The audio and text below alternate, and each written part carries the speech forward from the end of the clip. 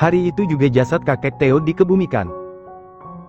Semua orang berpakaian serba hitam mengelilingi gundukan tanah merah itu, taburan bunga menyemai, menghiasi rumah baru kakek Theo. Tak hanya ada keluarga Monaco.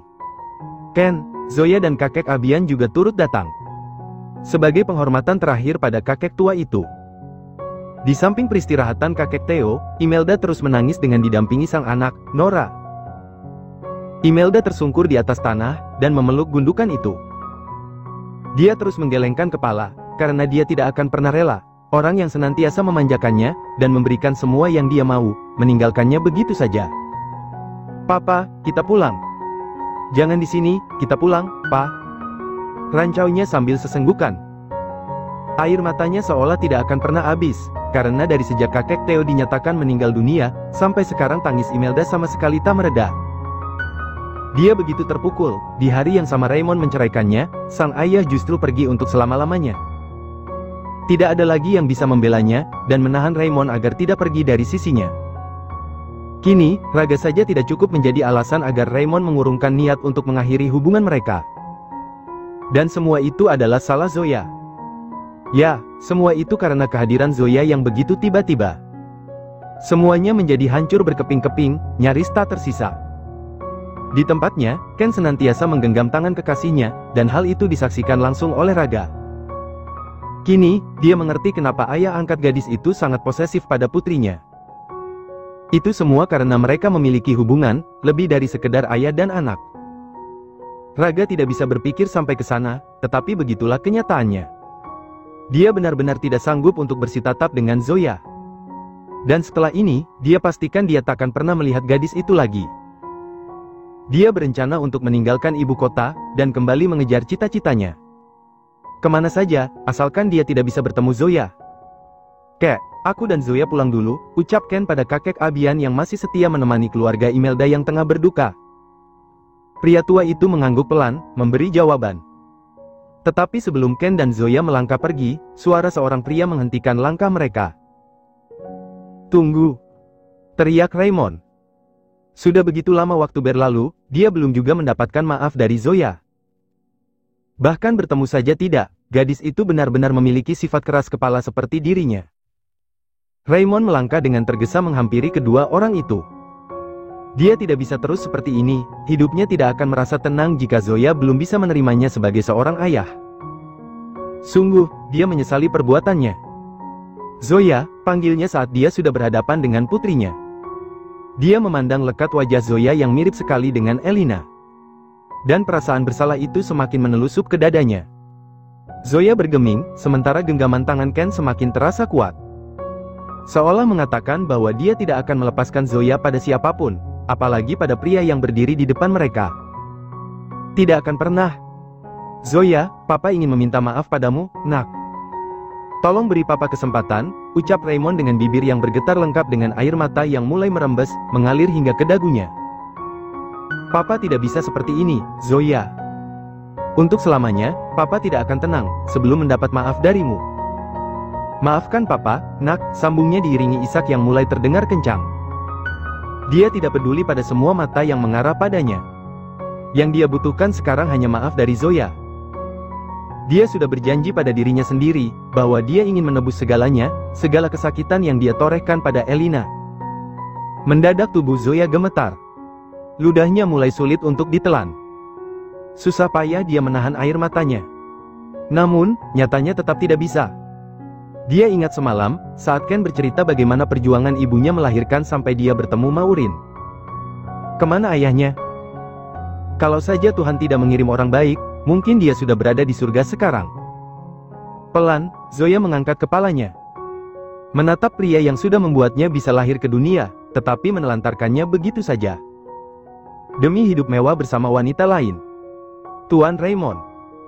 Entah pantas atau tidak aku bicara seperti ini padamu, tapi sebagai seseorang yang sudah dicampakkan, dikecewakan, bahkan ditelantarkan selama bertahun-tahun.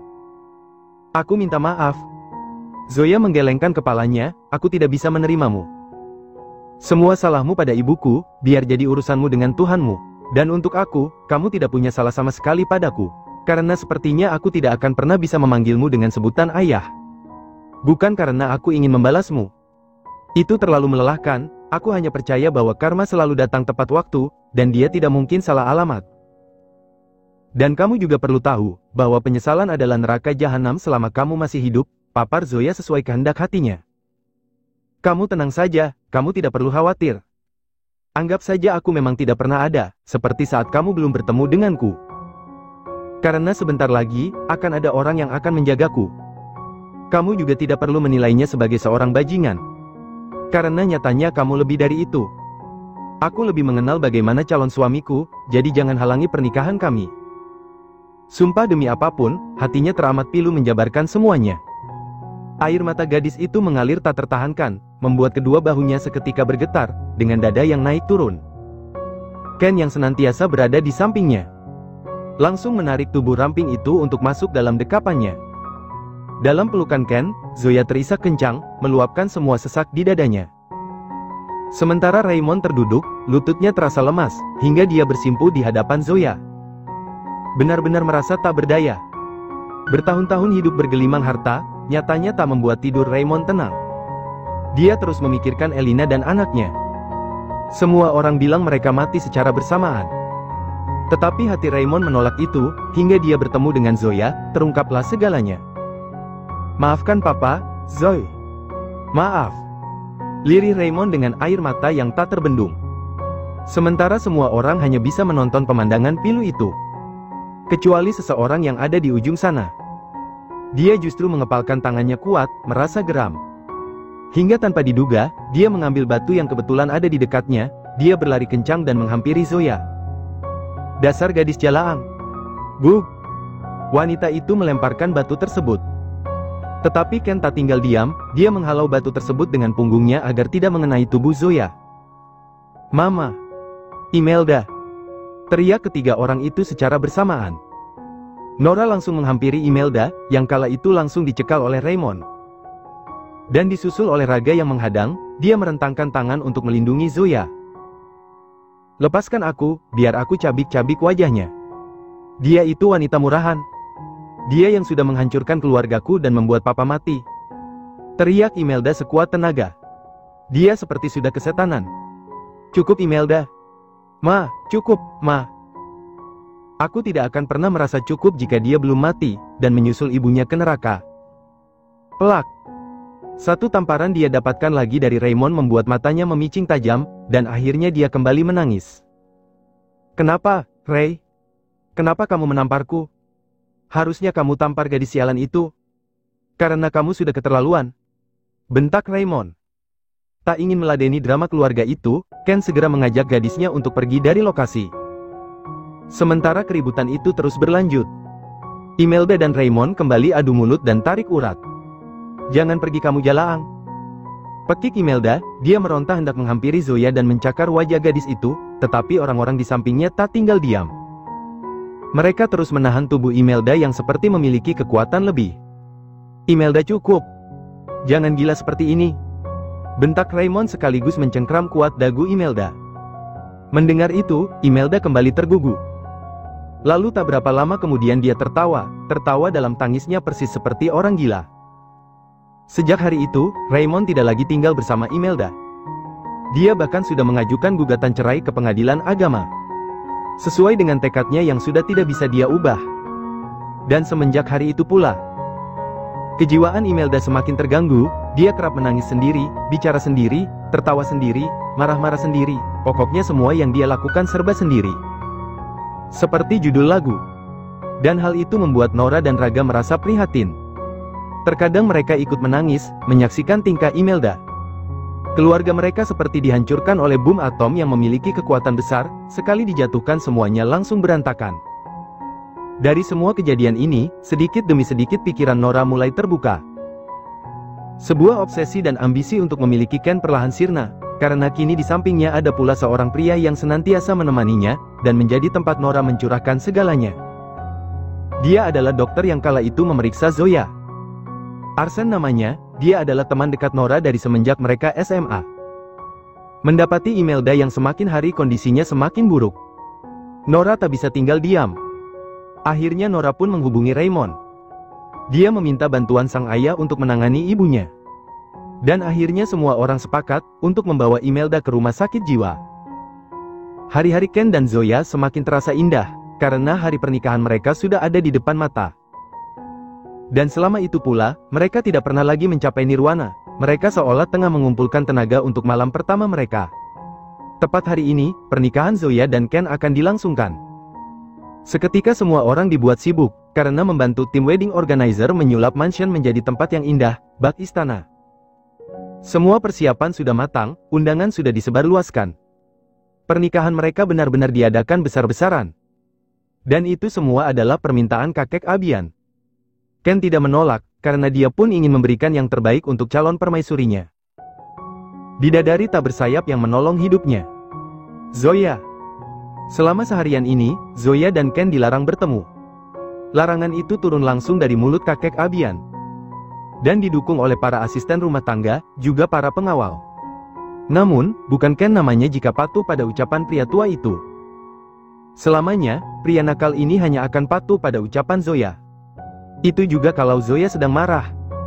Ceklek. Pintu kamar Zoya terbuka dan langsung ditutup kembali oleh orang yang baru saja masuk. Bahkan dikunci, dan kunci tersebut dimasukkan ke dalam saku. Dan hal itu sukses membuat Zoya yang kala itu baru saja menyelesaikan mandi, membelalakkan matanya. Dia refleks memegangi handuknya. "Hubi, kamu mau apa? Bukannya kita tidak boleh bertemu?" tanya Zoya dengan raut wajah cemas.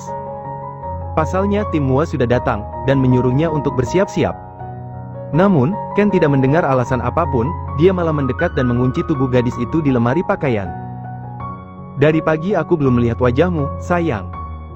Aku sudah rindu," rengek pria yang tidak kenal umur itu. Sementara Zoya hanya bisa menelan ludahnya kasar, sambil memegangi handuknya kuat-kuat agar tidak merosot. Bisa gawat kalau Ken melihatnya telanjang. "Tapi sebentar lagi juga kita bertemu, Hubi. Bahkan nanti malam kita." Zoya menggantung ucapannya kala melihat Ken sudah menyeringai tipis. Dia tidak bisa membayangkan bagaimana buasnya Ken nanti malam. Apa ranjang ini akan benar-benar ambruk oleh pria tampan ini? "Nanti malam apa?" tanya Ken, menggoda Zoya yang mulai merona. Dia mendekatkan wajahnya hingga pucuk hidung itu saling beradu. Zoya bisa merasakan hembusan nafas Ken menerpa wajahnya, membuat bulu romanya terbangun seketika. "Hubi, jangan menggodaku, sudah sana keluar.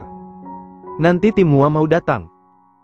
Hubi juga harus bersiap-siap, kalau kita bertemu seperti ini, nanti aku tidak bisa membedakan wajahmu. Wajahmu jadi tetap sama seperti hari-hari sebelumnya," cetus Zoya ingin Ken segera menyingkir dari hadapannya. Sebelum semuanya terlambat, karena dia tahu bagaimana pria itu. Seperti seekor kucing yang diberi ikan asin, Ken pasti akan langsung menyergapnya. "Memangnya setiap hari aku seperti apa? Bukankah aku selalu terlihat tampan, baby?" tanya Ken dengan penuh percaya diri, bahkan dia memainkan kedua alisnya, naik turun, atas bawah. Iya, sudah sana cepat keluar." Zoya mendorong dada Ken, tetapi bukan dia yang terlepas dari kurungan pria itu. Melainkan handuknya. Ya, handuknya terlepas begitu saja. "Oh my god, baby. Kenapa kamu malah menggodaku?" Ken pura-pura terkejut dan menutup matanya dengan kedua tangan. Sementara celah-celah jari itu terbuka lebar. Wajah Zoya merah padam, dengan gerakan cepat dia mengambil handuknya yang jatuh ke lantai, tetapi secepat itu pula tangan Ken menahan dan menguncinya. Kini, Zoya tidak bisa lagi untuk menolak, ataupun menghentikan aksi gila Ken. Karena kedua tangannya sudah dikunci di atas kepala. Sementara bibirnya langsung dises asteris P oleh pria tampan itu. Ingin sekali Zoya menginjak kaki Ken. Tetapi seolah tak memiliki tenaga, dia hanya bisa pasrah pada permainan kecil sang pria. Hingga sebuah suara gagang pintu yang digerakkan dari luar, membuat Zoya membelalakkan mata. Namun, seolah hanya Zoya yang mendengar itu semua, karena Ken masih asyik dengan aksinya. "Hubi, di luar ada orang," ucap Zoya sambil menahan desah. Karena Ken tengah mengecupi lehernya. Hanya sebuah ciuman, tetapi benar-benar mematikan. "Nona, apa Anda masih mandi?" tanya salah satu tim Mua. Mendengar itu, Zoya tak bisa menjawab, dia malah semakin menggigit bibir bawahnya, dengan wajah yang memerah, bak kepiting rebus. Sial, Ken selalu membuatnya tak berdaya. Kap. Kecupan terakhir Ken berikan di pucuk yang sebentar lagi akan menjadi miliknya itu. Pria ini tersenyum sumringah, merasa puas karena telah mendapat suntikan tenaga, yang akan membuatnya terus tersenyum sumringah di sepanjang acara. Tang Yu, baby. Kamu memang yang terbaik, ucap Ken sambil melepaskan tangan Zoya. Dia mengambil handuk, lalu memakaikannya di tubuh sang gadis. Dan setelah itu, baru dia keluar dari kamar Zoya. Sebelum benar-benar pergi, Ken memberikan ciuman virtual, dan Zoya hanya mampu terdiam dengan ledakan dahsyat di dadanya. Sial, aku basah. Pukul 10 pagi, para undangan sudah nampak memadati kediaman keluarga Tan. Mansion tersebut benar-benar disulap dengan begitu indahnya, bak istana di negeri dongeng. Warna putih menjadi warna yang mendominasi, lambang suci, seperti ikrar janji cinta Ken untuk sang calon istri. Dari keluarga Tan, ada kakek Abian dan para sanak saudaranya. Dia sengaja mengundang mereka, agar mereka semua bisa menyaksikan cucu kesayangannya menikah. Seseorang yang selalu mereka anggap aib keluarga, kini telah berubah. Asisten Ron tak kalah sibuknya, karena dia adalah penanggung jawab, sekaligus MC yang akan memandu acara pada hari ini. Dan seperti janjinya pada Zoya, Raymond tidak akan menghalangi pernikahan putrinya. Dia tetap menjadi wali nikah Zoya. Tetapi setelah itu, Zoya tidak ingin lagi Raymond mengganggu hidupnya. Hatinya belum menerima Raymond, apalagi memanggil pria itu dengan sebutan ayah. Tidak apa-apa, yang penting Zoya masih menganggapnya ada. Itulah yang diyakini hati Raymond sekarang. Meski dia terus merasakan pilu, sakit karena merasa diacuhkan. Suara MC mulai menggema, memberitahu semua orang bahwa acara sebentar lagi akan dimulai. Mendengar itu, para tamu undangan pun mulai duduk dengan tenang. Di kursi masing-masing, kursi yang telah disediakan sesuai nomor urut yang tercantum di kartu undangan. Di tempatnya, Ken mulai merasa gugup. Pria dengan balutan jas berwarna abu-abu itu terlihat resah dan gelisah, dengan degup jantung yang mulai menggila. Oh my god, belum apa-apa jantungku sudah segila ini. Apalagi kalau sampai Zoya sudah duduk di sini. Ken bergumam sendiri, menarik nafas dalam-dalam dan membuangnya secara perlahan, mencari ketenangan. Namun, bukannya tenang. Dia malah bertambah gemetaran saat Ron mengatakan bahwa pengantin wanita akan segera datang. Makin dak-dikduk saja organ di dalam dadanya ini. Bahkan keringat dingin mulai bermunculan. Dan sejurus dengan itu, para tamu undangan heboh pada sosok cantik yang menjadi ratunya hari ini. Namun, sedikit pun Ken tidak berani melirik ke belakang sana. Dia takut. Bukan takut pada Zoya. Tapi takut jantung itu lepas dari sarangnya. Baby, hari ini kamu benar-benar membuatku tidak karuan, Ken masih bergumam. Sementara di belakang tubuhnya, Zoya tersenyum sumringah, menanggapi sapaan para tamu undangan, dan Reader Nganu yang menyempatkan datang. Tak dipungkiri, hari ini kecantikan Zoya nampak begitu memancar, hanya dengan polesan sederhana, gadis itu nampak mempesona. Senyum manis di bibir Zoya benar-benar membuat kecantikannya terlihat semakin sempurna. Langkah Zoya terus dituntun, satu lengannya bahkan diapit oleh Bilila, sedangkan di belakang mereka ada beberapa pelayan wanita, mereka semua mengantar Zoya sampai ke tempat di mana janji suci itu akan dilangsungkan. Ken sudah menunggu gadisnya, dan begitu Zoya sudah sukses duduk di sampingnya, Ken seperti tersengat listrik tegangan tinggi, hingga mampu membuat alat pacu tubuhnya ingin meledak seketika. Mata elang itu memberanikan diri untuk menatap ke samping, dan saat itu juga aliran darahnya berdesir hebat. Melihat Zoya dengan sorot mata teduhnya, pun dengan rona malu-malu membuat Ken tak ingin lepas dan terus mengunci pemilik raga di sampingnya. Gila, ini gila. Sungguh Ken tidak pernah merasa seperti ini sebelumnya, membayangkan dirinya dalam situasi menegangkan. Padahal dia hanya ingin menikahi Zoya, tapi rasanya sungguh luar biasa. Kamu cantik sekali, baby, tiba-tiba mulutnya berbicara, memuji kecantikan Zoya. Rona malu-malu seketika menyembul, dan tidak dapat disembunyikan lagi. Pipi Zoya memerah, bahkan tanpa bisa dicegah. Dan hal paling menegangkan setelah ini adalah saat Ken harus mengucapkan janji sucinya di hadapan Tuhan. Dan disaksikan langsung oleh semua orang. Jantung Ken berpacu dengan sangat cepat. Bahkan tangannya terus mengeluarkan keringat. Ken baru mendapatkan kelegaan seiring riuh tepuk tangan menggema di dalam ruangan tersebut. Tanpa kendala, Ken telah sukses mengucapkan janji sucinya terhadap Zoya. Mengikat gadis itu, untuk melalui hari-hari bersamanya dengan penuh cinta. Dan pada saat itu, Zoya langsung meneteskan air matanya. Dia ikut hanyut dengan suasana sakral ini, dia begitu bersyukur semuanya berjalan dengan lancar dan tidak ada hambatan. Sementara pria yang berada di sampingnya terus melengkungkan bibirnya dengan sempurna. Dia sangat, teramat bahagia, akhirnya Zoya berhasil menjadi istrinya. "My wife," bisik Ken di sebelahnya. Membuat gadis cantik itu seketika mengangkat kepala. Dan tanpa tahu malu, Ken langsung menarik tengkuk Zoya, memberikan ciuman dalam di kening sempit itu. Sampai dia benar-benar merasa lega. Oh my god. Semua orang mendadak riuh dengan aksi Ken. Bahkan Zoya saja ikut terkejut, karena tidak ada aba-aba apapun. Dan detik selanjutnya, dia menikmati ciuman itu, terasa sangat menenangkan, hingga dia ingin terus seperti ini bersama Ken. Suaminya. Ken menyudahi ciumannya, dan dia menyatukan kening mereka berdua. Dua pasang netra itu saling tatap dengan penuh cinta. Seolah di antara keduanya tidak ada siapa-siapa, bibir Ken hampir saja turun ke bawah. Itunya nanti saja ya, Tuan, suara Ron menggema dari balik mikrofon. Menghentikan aksi Ken.